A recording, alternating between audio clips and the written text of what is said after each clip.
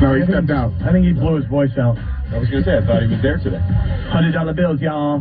1995, man. Yeah. #1 R&B song, Montel Jordan. We played this the other day, too, didn't we? Yeah, we did, but it was on the OTDs.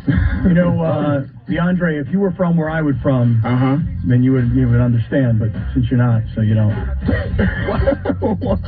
If you were from where I'm from, then you would know. But you don't.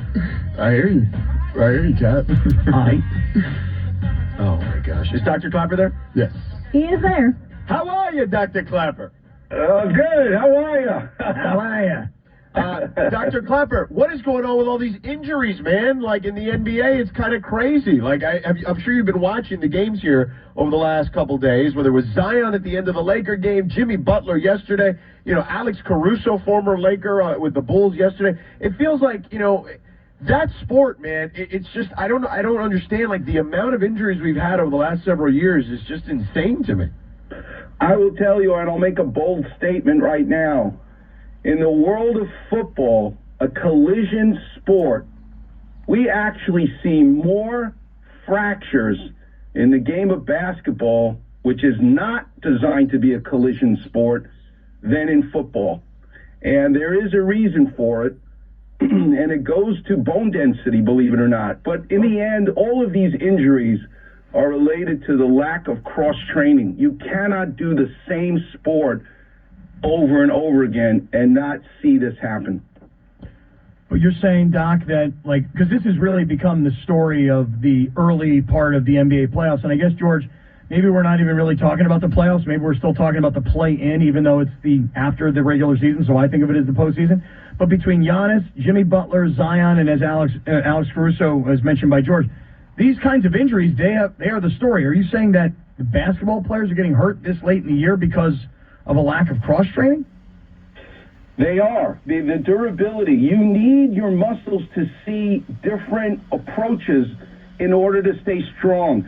It sounds crazy, but back in the day, you couldn't make a living just playing basketball. You had to do other things, and I'm talking back in the day, Will Chamberlain days. You weren't paid enough.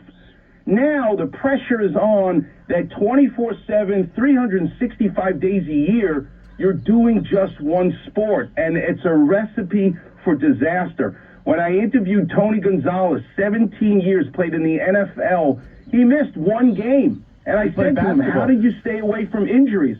Yeah. Because in the off season, I played volleyball, I played basketball, I didn't just play football. Well, if you're playing basketball 24/7, you're going to have these injuries occur. What about baseball? What do you think about all the arm injury stuff? So Justin Verlander, people are blaming the pitch clock. And what he's saying, no, it's not the pitch clock. It's just the constant motions and the torque and the spin that you have to put on the ball. So you're putting your elbow particularly in compromising positions. So that's what he says. What do you say as a professional about that, Dr. Klapper? The elbow, George, is attached to the shoulder. And every time you hear about a hamstring injury, you got to look at the quadricep. Our muscles are made up of agonists and antagonists. They have to work in concert. Your elbow connected to your shoulder. If you have any trouble in your shoulder, it will be reflected in your elbow and vice versa. And what's really interesting, I had a very lovely conversation with my good friend Neil Elitrosh, who's the Dodger team doctor. He and I were fellows at Curl and Job together many years ago. And what you have to be careful, if George Sedano comes to me because his shoulder hurts and I arthroscope his shoulder, I will fix his labrum and his rotator cuff. But when you see a professional baseball pitcher who's throwing 100 miles an hour, you have to be careful as the surgeon to not necessarily fix everything you see as abnormal. You know why? Because it's not normal for a human being to throw something 100 miles an hour. So the adaptation that the shoulder must make to be abnormal actually has to be left alone. So we fix what we think is obviously wrong, but we've got to be careful not to fix everything we see as abnormal, because that pitcher after surgery may not be able to throw 100 miles an hour even though we made their shoulder look right. All right, Dr. Klapper, how are you? Wow, you're giving a lot of Doing information great. here today. Yeah, I can tell you're doing great. My analysis of the NBA, which is fascinating, because I'd love to talk about Julius Randle and why he's now going to miss. What a valuable asset for the Knicks. Why is he, after 2 months, having surgery when he failed this rehab? So it really highlights, this will be an opportunity to give you a Klapper vision, if you will, of why Julius Randle is now going to be missed because he has to have surgery. When you dislocate your shoulder, the ball and socket joint is like a golf ball on a tee. The socket is very shallow. The reason it's so shallow is because that joint has the most range of motion of any joint in our body because the socket is so shallow. But we also need it not to dislocate. We can't have the golf ball fall off the tee. So it keeps the golf ball on the tee, and the ball and socket joint of your shoulder is this rubber gasket that goes around the golf tee, and that's called the labrum.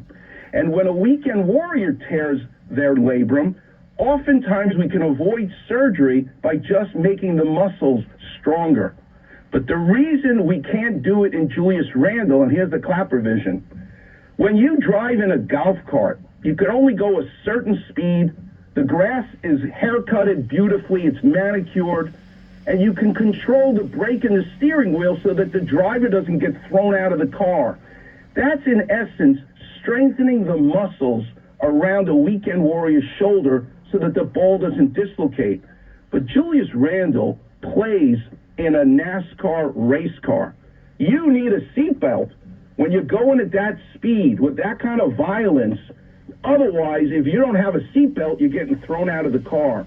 So we can get away with a lot in a weekend warrior that we can't get away with in an elite basketball player. Did you get all that, George? I did. I was taking notes. Okay, I want to make sure you understand. You got the whole thing about making sure you use the seatbelt? Yeah. Okay. And Jimmy Butler is fascinating because we know how much you love Miami, George.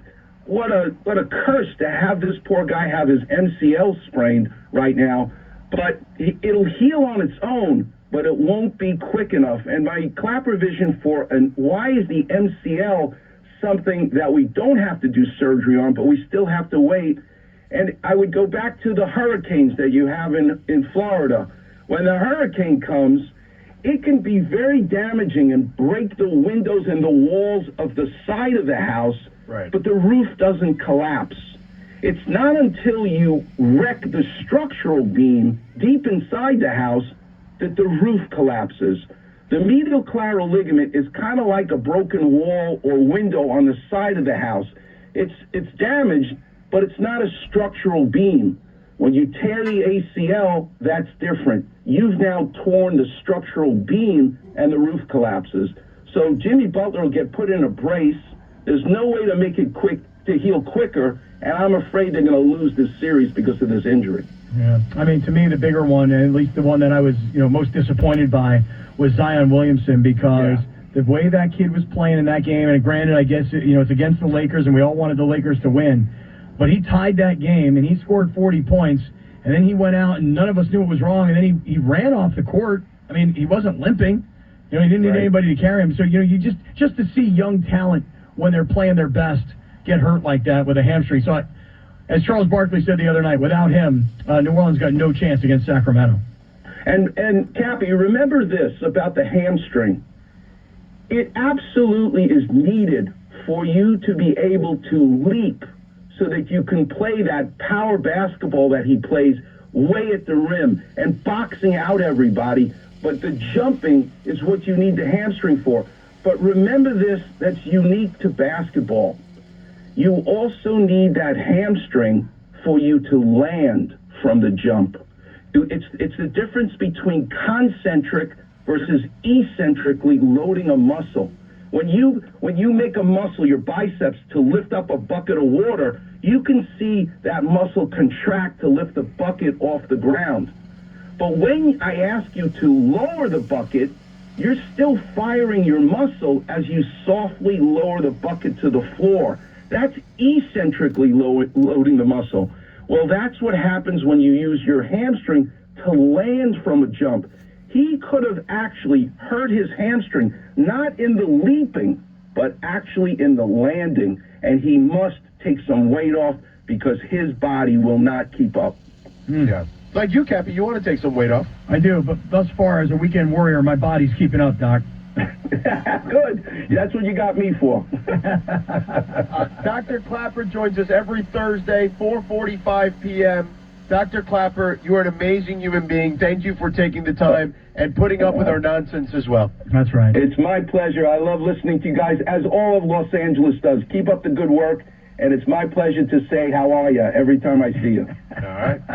We need to have some kind of a goodbye, too. You know what I mean? Like, how long is We nice need to figure that out. Yeah. You know what I mean? We need a goodbye of some A sort. dismount. We need a dismount for you, Dr. That's Klapper. right. We do. We gotta Forget about it. Forget about it. Forget about it. Forget about Get out of it. here. Get out of here. There it is. Klapper, get out of here. Forget about it. There it is. Klapper. All right. We got to take a break. Thanks to Dr. Klapper for hanging out with us. You know what? Since we already opened that box, let's get into this Caitlin Clark press conference.